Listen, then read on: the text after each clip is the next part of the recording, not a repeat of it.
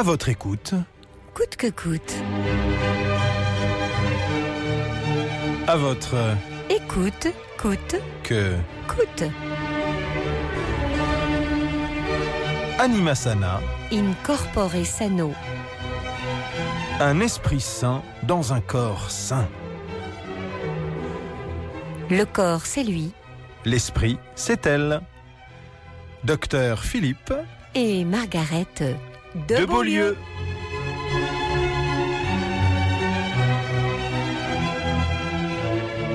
Je pensais à Antibes. Eh bien, ça tombe bien, Margaret, puisque nous y allons. Chic.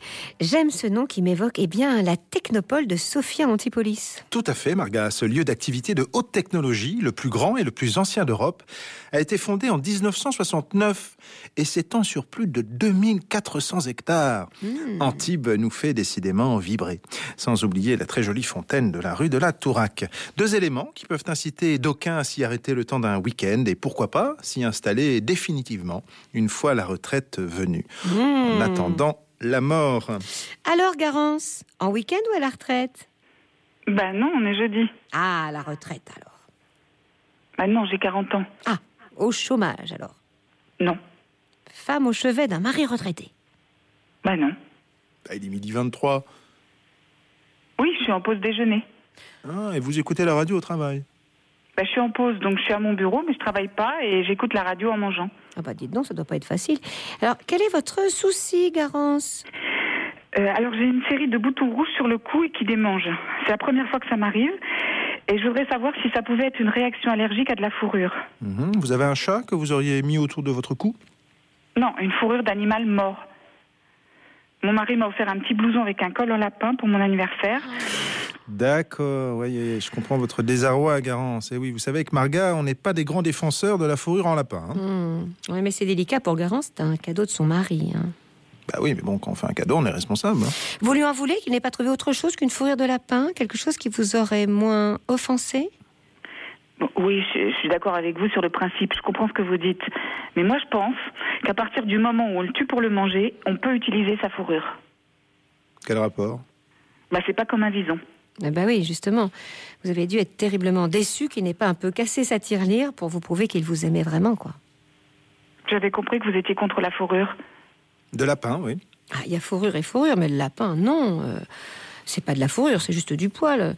Ça ne m'étonne pas que vous ayez fait une allergie. C'est comme pour les bijoux, il n'y a que l'or qui soit vraiment sûr. Mais c'est vrai que sans être snob, la fourrure d'animal domestique, c'est pas très noble. On dit rarement « Oh, le beau manteau en poil de porc ». Bah non, ils ont pas de poils. Oui, ça, c'est pas le bon exemple. Enfin, je veux dire, on dit rarement « Oh, le beau manteau en croûte de porc ». Bah c'est horrible les élevages d'animaux pour leur fourrure. Les visons, les loutres, les oslots.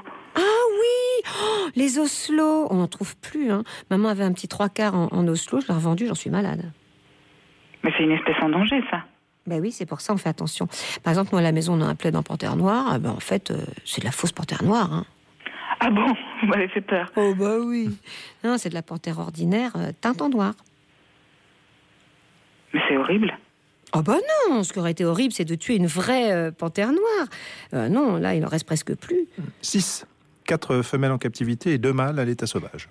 Voilà, 6, c'est pas beaucoup. C'est ce qui les sauve d'ailleurs. Ça fait pas assez pour faire un manteau. Ah oui, parce que, contrairement à ce qu'on pourrait croire, bien que ce soit très méchant, c'est pas très grand une panthère noire. Le vison aussi, c'est très méchant. Oula. Les éleveurs sont obligés de faire très attention. C'est presque un rongeur. C'est un gros rat, en fait, mais en plus joli. Heureusement pour lui.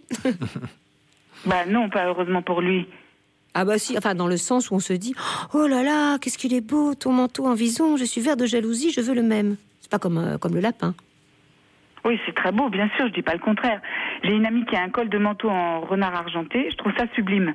Mais je peux pas imaginer... Ah, c'est sublime le renard argenté, Ah oui. c'est tout épais et doux, un petit peu frais quand on passe la main.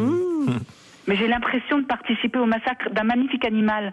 Je trouve tout ça cruel. Ça me dérange qu'on prenne sa fourrure et qu'on jette le corps comme ça. Bon, enfin, n'exagérez pas non plus. Vous mangez de la viande, non? Oui. Bon, bah voilà. Et puis si c'est si problématique que ça, manger un peu de renard de temps en temps, vous aurez la conscience tranquille. Oui, et puis les jolis renards, ils dépaissent bien les petits lapins dans la nature. Et en plus, ils rejettent les poils du lapin parce que ça les fait tousser, alors, qui est cruel. Mais ça, c'est la chaîne alimentaire, c'est la nature. Le renard mange le lapin pour vivre. Oui, il y a une raison à toute chose, madame. Le poulet ne vole pas pour qu'on puisse l'attraper facilement et le manger. Le poisson n'a pas de mémoire pour qu'on puisse pêcher plusieurs fois au même endroit. Et le renard a une épaisse fourrure pour que l'homme n'ait pas froid l'hiver. Vous croyez pas que c'est pour que lui n'ait pas froid? Accessoirement. Oui, d'ailleurs, ne dit-on pas un accessoire de mode? Ah oui, alors donc tout est fait pour l'homme, selon vous, qui lui ne se soumet à rien, qui peut piocher dans la nature, là, comme dans un garde-manger. Bah oui. D'ailleurs, ne dit-on pas aussi garde-robe? Et alors, si vous ne voulez pas que la race supérieure, donc une grosse majorité de la race humaine, utilise ses dons intellectuels pour sa subsistance, on n'a qu'à supprimer les élevages en batterie, les OGM, les pesticides, les hormones de croissance pendant qu'on y est. Bah oui. D'accord, donc vous voulez supprimer tout ce qui fait en gros qu'on peut nourrir la planète. Supprimer tout ce qui représente un danger pour la santé, quoi. Mais qui vous a dit que c'était mauvais pour la santé? Bah, C'est pas parce que vous mangez pas un animal que vous avez tué avec une flèche en silex habillée d'une peau de lapin que c'est toxique. Et puis vous pensez vraiment que dans nos pays, franchement, avec tout notre savoir scientifique et technologique, on ne saurait pas si tout ça c'était dangereux? Allons, madame. les scandales de la vache folle, là, du poulet aux hormones, la pollution des nappes phréatiques. Oui, madame, c'est l'heure, d'ailleurs, je vous le rappelle, de la pause déjeuner pour tout le monde. Alors, comme dit ma maman, si t'aimes pas ça, n'en dégoûte pas les autres. Enfin, ma maman me disait ça à moi, c'est pour ça que je me permettrai pas de vous tutoyer. Tu comprends? Enfin, c'est à moi qu'elle disait. Tu comprends? À la fin, c'est pour ça.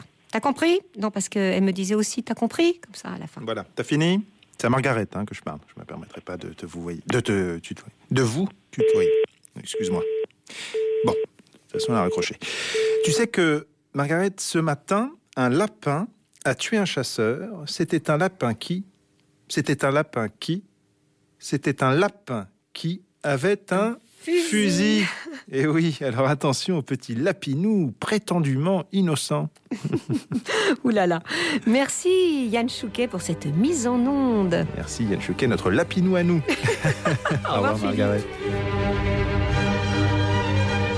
À votre écoute, coûte que coûte. C'est aussi vos commentaires sur franceinter.fr.